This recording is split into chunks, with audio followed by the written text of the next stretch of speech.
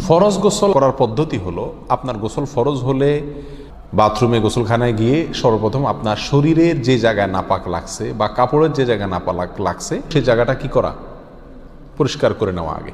যদি আপনার জায়গাটা চিহ্নিত থাকে যে এই জায়গাটা নাপাক লাগছে, ওই জায়গাটা ধুয়ে ফেলান। এরপরে নামাজের জন্য যেভাবে আমি অজু করছি সেভাবে অজু করা। এরপরে অজু করা, হাতের কবজি ধোয়া, এরপরে কুলি করা, নাকে পানি দেওয়া, মুখ ধোয়া, হাতের কোণে পর্যন্ত ধোয়া, মাথা মাসা করা, এরকম অজু করা। অজু করার পরে এবার আপনি গোসল করেন। সেটা শাওয়ার দিয়ে আপনি মাথার উপরে পানি ঢেলে হোক আর আপনার মগ দিয়া হোক, যেভাবে হোক আপনি গোসল করেন।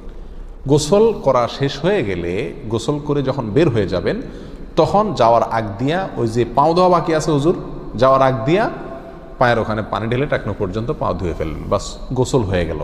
এই ভিতরে আপনার শরীরের প্রতিটি অঙ্গের প্রতিটি জায়গায় পানি পৌঁছানোর চেষ্টা করতে হবে। প্রকাশ্য অঙ্গ যেগুলো, নাভির প্যাচ থেকে নিয়ে, বগলের নিচ থেকে নিয়ে, আঙ্গুলের চিপা থেকে নিয়ে, প্রত্যেকটা জায়গায় যেন পানি যায়, সেজন্য সেখানে পানি পৌঁছানোর চেষ্টা করতে হবে। ডলার দরকার হলে ডলবে, যেভাবে ওখানে পানি পৌঁছাতে হবে। কানের প্যাঁচের ভিতরে, একেবারে গভীরে না, প্যাঁচগুলোর ভিতরে যেন পানি যায় সেদিকগুলো খেয়াল রাখতে হবে। কোনো একটি জায়গা যদি শুকনা থাকে তাহলে কি হবে না, ফরজ গোসল হবে না। অতএব পরিপূর্ণ শরীর যাতে ধোয়া হয় সেদিকটা খেয়াল রাখতে হবে। নেল পালিশ ইত্যাদি বা কোনো রং টং ইত্যাদির কারণে যদি কোনো আবরণ থাকে শরীরের উপরে, তাহলে সেগুলো সরা নিতে হবে, তা না হলে কি হবে না, ফরজ গোসল আদায় হবে না। কথা, প্রথমে শরীর এবং কাপড় থেকে নাপাকগুলো ধুয়ে নেব, এরপরে অজু করব পূর্ণাঙ্গভাবে, পাও ধোয়া বাদে। এরপরে গোসল করব, আর বের হওয়ার সময় দোনো পাও টাকনো পর্যন্ত ধুয়ে তারপর বের হয়ে যাব।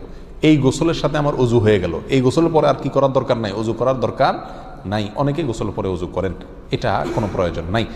তবে কেউ যদি গোসল করা অবস্থায় তার পেশাব চলে আসে, অনেকে আছে পানির স্পর্শ লাগলে পেশাব বেশি আসে, তো গোসল করা অবস্থায় যদি তিনি পেশাব করে দেন বা অজু ভঙ্গের কোনো কারণ তার ভিতরে আসে, তার বায়ু ছাড়লেন, তাহলে তো সেক্ষেত্রে অজু যেটা শুরুতে করছিল ওইটুকু তো আর নাই।